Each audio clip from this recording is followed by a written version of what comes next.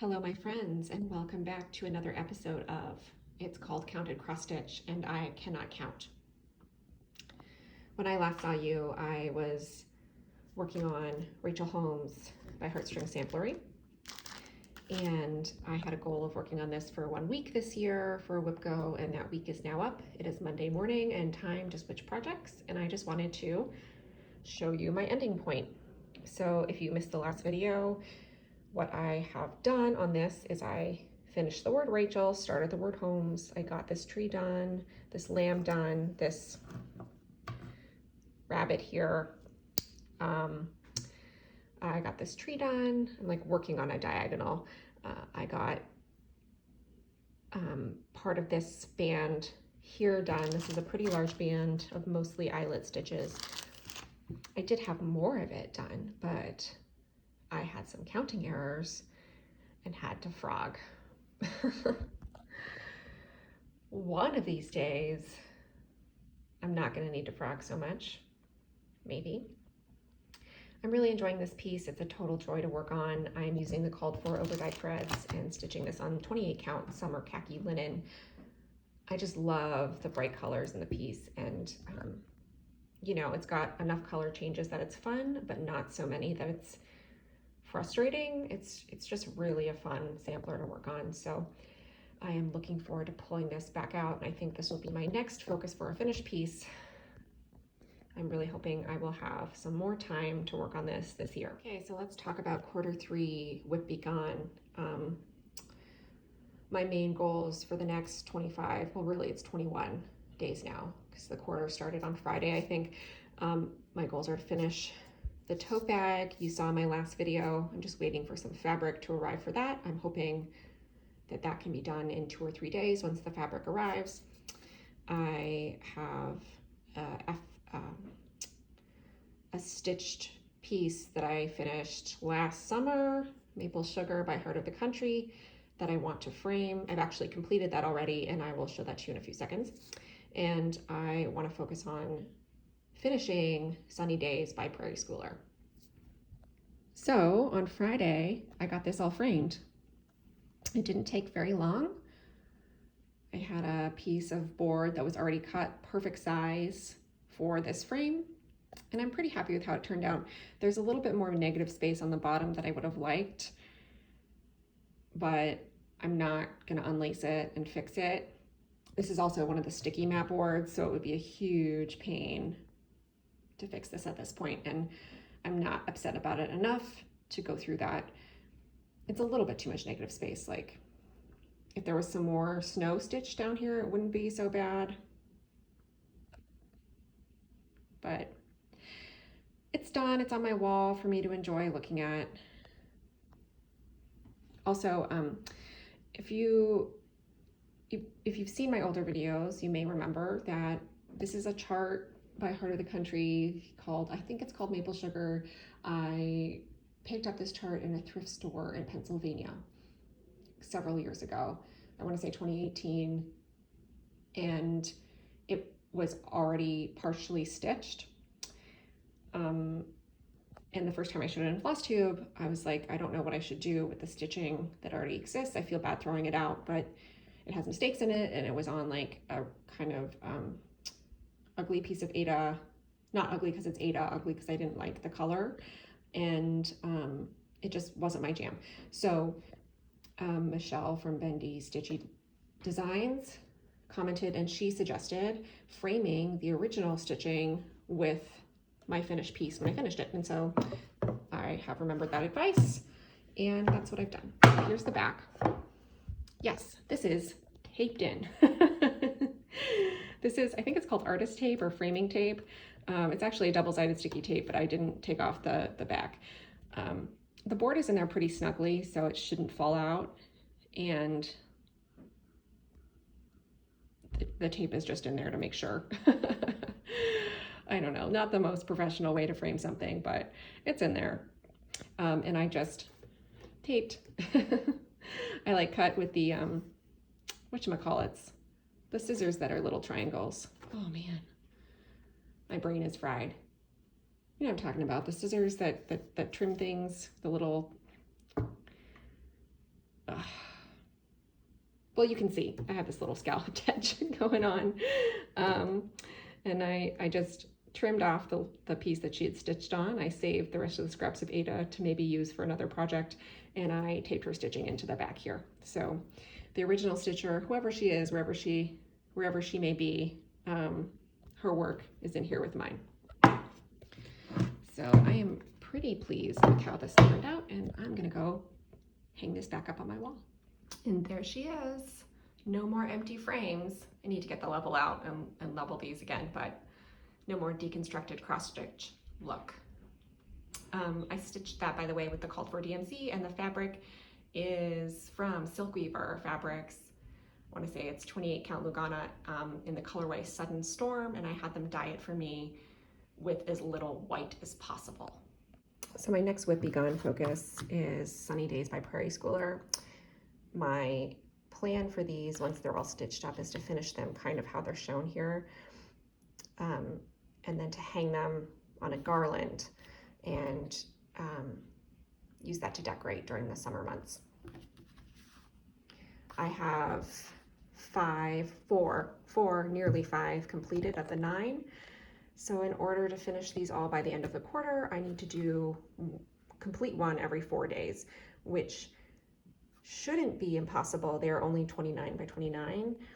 The back stitching is a little fiddly and requires a little bit of care because it's this dark blue color. I'm gonna say this is blue 312 on the white fabric. So you really, I mean, I could if I wanted to, but if I carry threads, it really shows, which kind of spoils the effect. So that is just kind of what slows me down a little bit with these.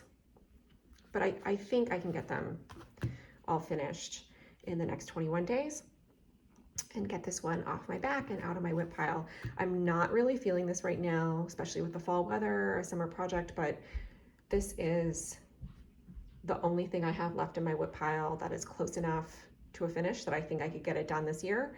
And I really, really just want to cut down on the number of things I have in my pile.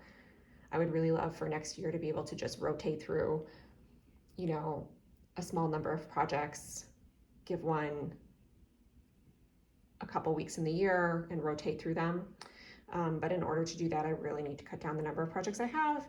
It's getting overwhelming. We have a small space, so time to just finish this up. I'm gonna dedicate, you know, some time to it every day until it's done.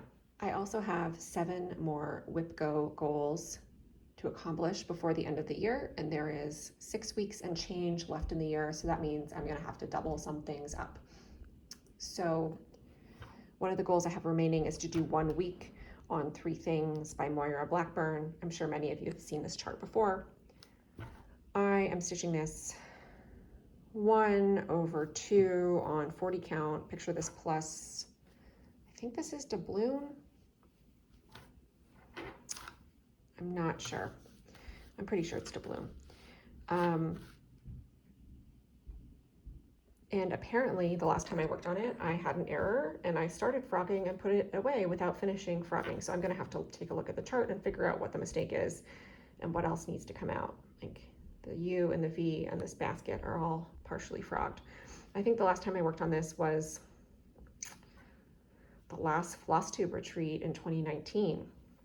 I'm pretty sure I was doing too much talking and made some mistakes. So I'm going to dedicate 30 minutes a day to this for the next week. Probably won't get very far. This is a massive piece. But I do remember that it's pretty fun to work on and I do enjoy the colors in it. So hopefully I can get whatever the mistake is here pulled out and get a start on this little bit here. Maybe get the U and the V finished. That would be nice. But we'll see. I'm not going to pressure myself with these Whip Go goals. They all are to just spend a week on a project. So what gets done, even if it's 1 stitch a day, that still counts.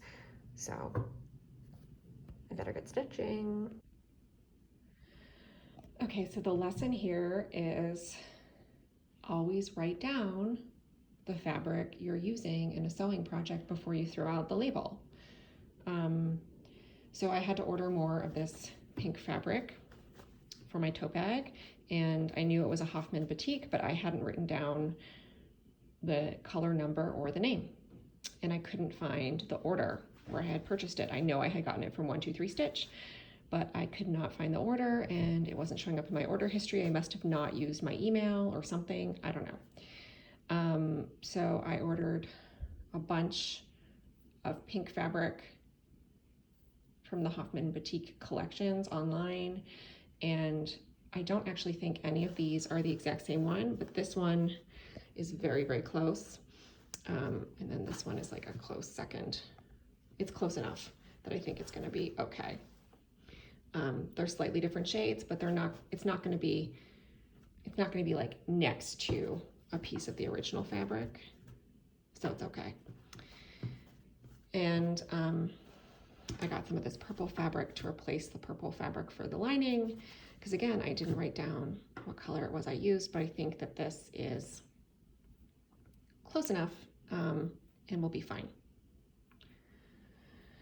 So I am going to hit my sewing machine, and I will be right back, hopefully, with some sewing progress. Okay, it's another Monday, so time for another check-in. So last week, everyone in my family was sick. That was a trip, but I did get some progress done on sunny days. So I finished up the flag one there. I started and completely finished this little sun motif, and I'm down to the last three, and I got a pretty good start on this beehive motif here. I also completed my week of work on Moira Blackburn's Three Things. So I frogged what needed to be frogged here, and then I got the U and the V done and a solid start on this basket, and I started on this border down here. So not a whole lot done. I really enjoy working on this piece. It is 1/2 on 40 count, which is just so enjoyable. I always forget how enjoyable it is until I pull out a piece. We have a really gloomy day here, so the lighting isn't great, but I also really love the pinks and blues in this design. It's just a really cheerful stitch. While I was working on this, I have been listening to Who Cooked the Last Supper by Rosalind Miles. She calls this the woman's history of the world, and the book examines the roles of women, their representation, and their power through history. I would give it a solid 3 stars. My main problem with it is that she calls it a history of the woman of the world, but it's really more of a white European and American history. There is a large section of prehistory about women's roles before the Common Era, and she does have a whole chapter on British imperial colonization, and she talks a bit about women in Africa, India, and indigenous women in the colonies, but she mentions them primarily in relation to colonial women, and most of the book is focused on European history and their colonies, like Australia and specifically the United States. I do want to mention that this is not like a rosy, pleasant historical read. It's a great book, but it is not cheerful. She is pretty graphic with some details. She doesn't spare the reader's feelings or discomfort when it comes to talking about things like the history of female genital mutilation, or, you know, she talks at length about the deplorable conditions of women working during the Industrial Revolution, you know, like especially women in coal mines, which I didn't even realize before reading this book that women worked in coal mines during the Industrial Revolution, but they did. And there are some really horrific anecdotes about women literally giving birth in coal mines, and about very young girls being crippled at an early age because of, you know, the horrific child labor conditions during the Industrial Revolution. But I bring this up because listening to that book has reminded me that I have this sampler in my stash. Just fold this up here. So I got this a couple years ago off eBay when I was trying to purchase another Kingsland sampler, like a specific one, and I was able to get that one in a pack of Kingsland charts, and this came with it. Like somebody was destashing all their Kingsland charts or something. You know, I like the colors a lot in it, and at the time, you know, I was like, oh, this is kind of like a cheeky and weird verse. It says, "One did commend me to a wife, both fair and young, that had French, Spanish, and Italian tongue. I thanked him kindly and told him I love none such, for I thought one tongue for a wife too much. What love ye not, the learned? What love we not, the learned? Yes, as my life, a learned scholar, but not a learned wife." It says circa 1740. So, yeah, I mean, it's like kind of cheeky and funny, but since listening to this book and kind of reflecting on this long history of women being prohibited from learning and studying and getting education, which isn't in the past, by the way, there are places in this world where women are being prevented from learning and going to school today. But that's a conversation for another video. But yeah, I've been doing some Googling and I can't find this verse anywhere else. I did find an older blog post from several years ago that somebody made after they stitched this, and they said it was a reproduction of an original, but the chart doesn't say anything about this being a reproduction. So I don't know. If you know anything about this chart or this verse and want to let me know in the comments, I would appreciate it. I don't think this is, like, when I bought this chart, I thought this was maybe like a common saying in the 1740s or something, like a common proverb, but it doesn't seem to be, because nothing comes up on the Google. So I'm kind of curious about it. And I don't know. I do want to stitch this, but I don't know if I want to leave the verse as it is. Part of me thinks it could serve as like an important reminder, besides just being cheeky and kind of funny, but I'm having some complicated feelings about it at this very moment. I don't know. Let me know what you think. So moving forward, what I have remaining on my WIPGO board for the rest of the year is that I need to do 1 week on my long dog, which I'll show you in a minute. And I need to do 1 week on my oldest WIP, which we'll talk about later, 1 week on my newest WIP, and then 1 week each on 2 new starts. So this morning I've kind of been trying to figure out what I should start for those 2 starts. Learned Wife is one I'm considering. I'm also thinking about starting another long dog. This is Arcade. I've always loved this one. It says, "Cares of tomorrow can wait until this day is done." Looks like it's from 2015. I would like to do this on this 40 count Newcastle Lagoon linen. Pretty sure this piece is big enough, with like a white or an off-white thread, I think, all the same color. And I would stitch the white parts here. So that's a thought. Like I have any business starting another long dog when I have one. I'm already working on in all these huge projects. The third one I'm considering is Little House Needleworks. My needles work. I don't know. I just like this lady with this chicken. And I had previously kitted this up with like a color conversion. The variety of threads I had bought, and I think I got at a retreat when I was kitting this up.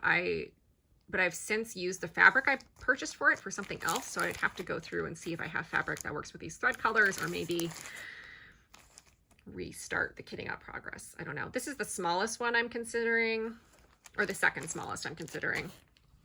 I'm also considering doing Bendy Stitch's Drama Llama sampler, and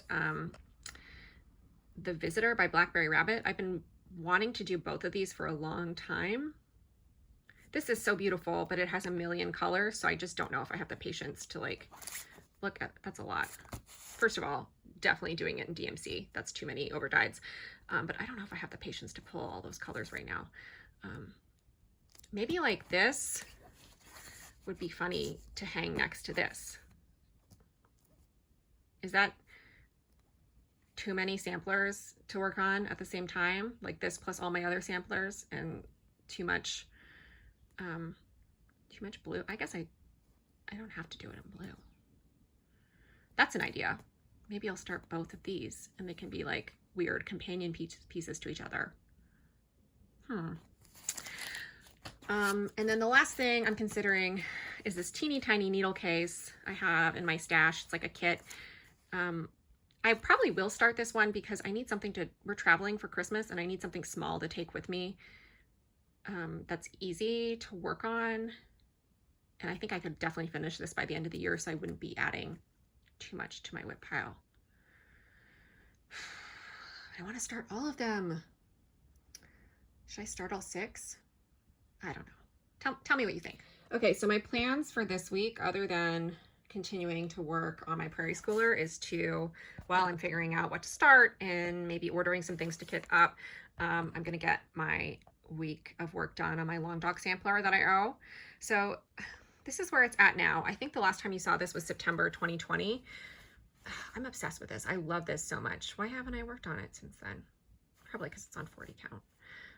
This is 40 count. Ooh, what is this?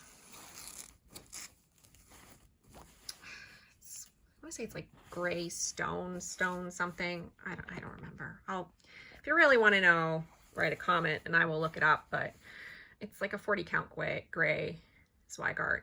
I'm using the DMC conversion. It's charted in, I think, Gentle Arts, but there's a DMC conversion listed, and that's a lot of Gentle Arts. So I'm doing the DMC, and I think it's beautiful. And this is also so much fun. Like, first of all, the colors are really bright and awesome. And second of all, once you get the black outline stitched, it's really like coloring in.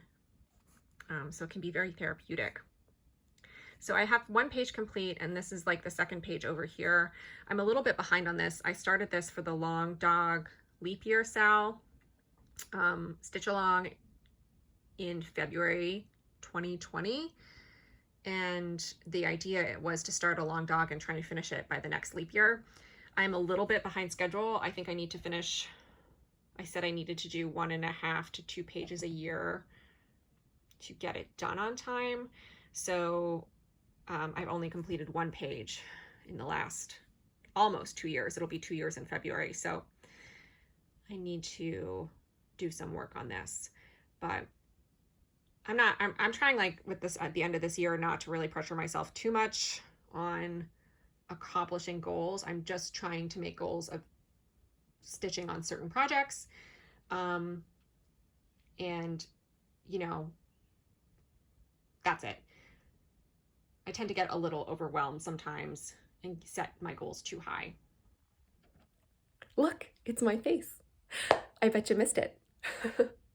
I wanted to take a minute on this gloomy Monday morning to give you a little FaceTime and to plug and tell you a little bit about one of the charities I have been donating to over the past couple of years.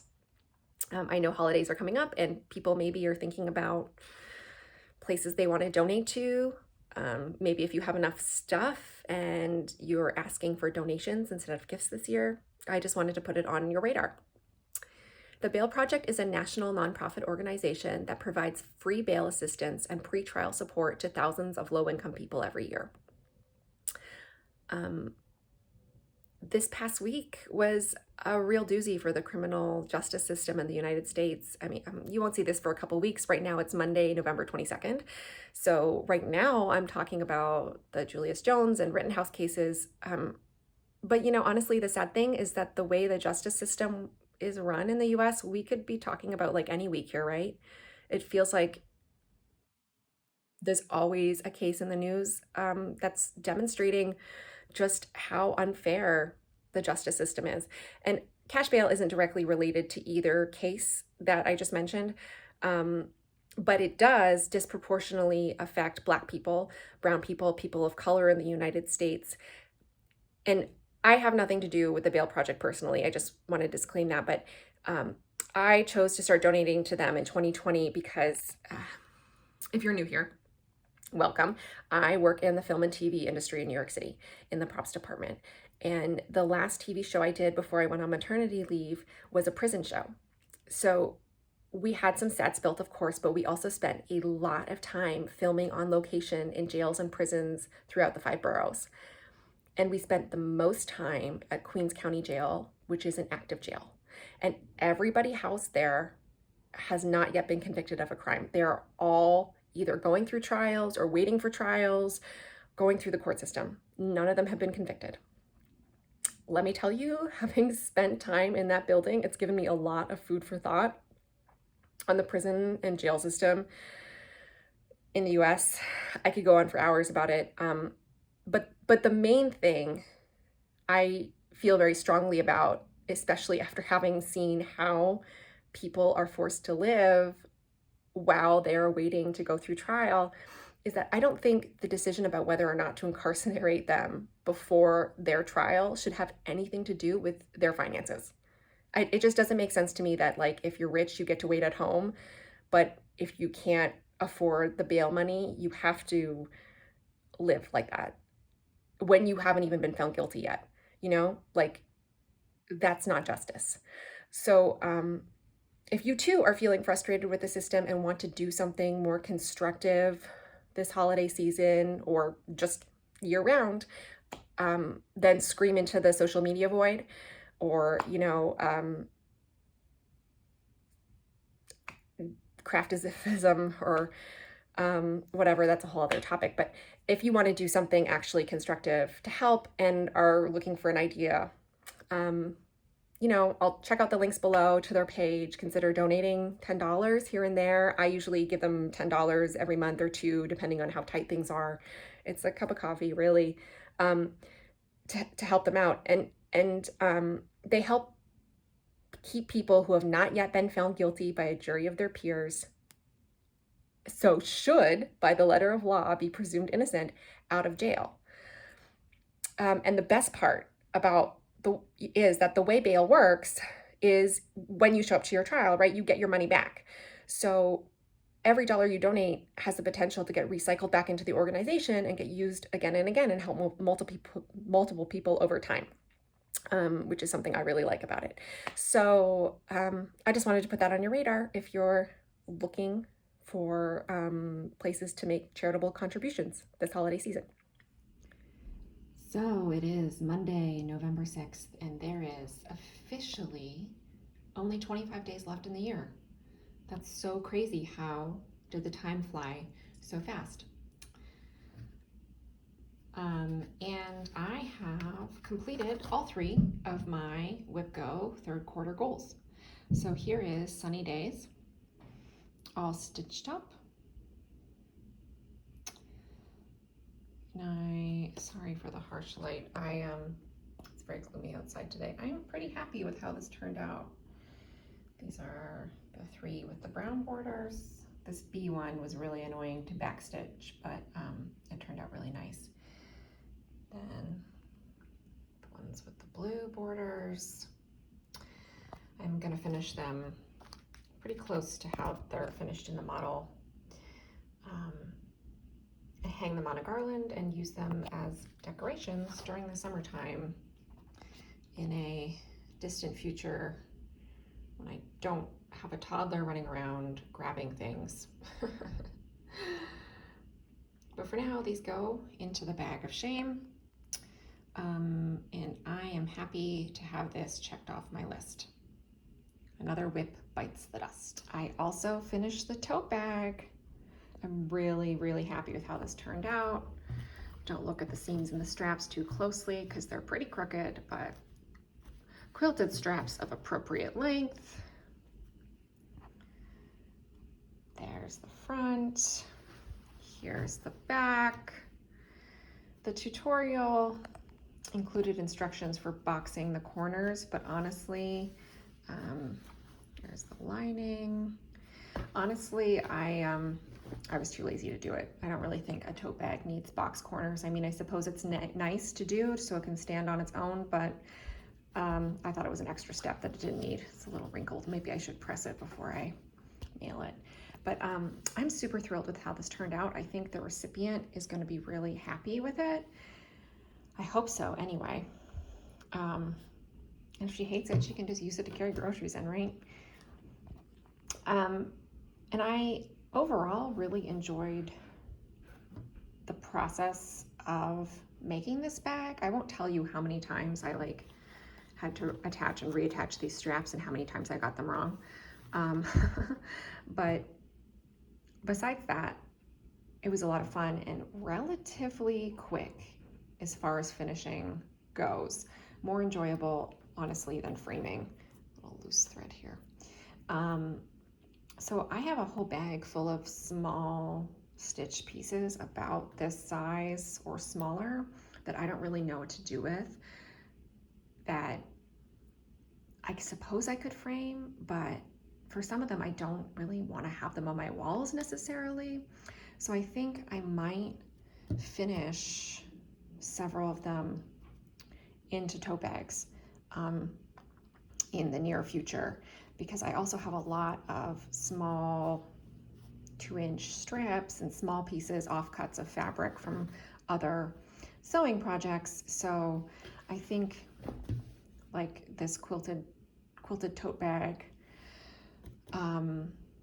finish will get used again in the near future. But this is my first tote bag actually, and I am super jazzed with how it turned out. I think, you can see the sparkle on the fabric. All in all, this is probably one of my favorite finishes I've ever done. The other thing I was working on was Froth and Bubble, my long dog. I was supposed to give this 1 week and I actually gave it 2, because the week I was working on this was the week of Thanksgiving, so I really only got Monday, Tuesday, Wednesday to work on it, because then we had family obligations the rest of the week and there was just too much going on and I was too tired at night to do any stitching. But even with the extra week, I got an embarrassingly small amount done on it. I think I filled in these 2 balls here, like this vine here, and I did a little bit of work on filling in that thistle, and I didn't even finish that. So there was just too much going on. End of the year, holiday time, Thanksgiving leads into my birthday, which leads into Christmas. We've got traveling going on.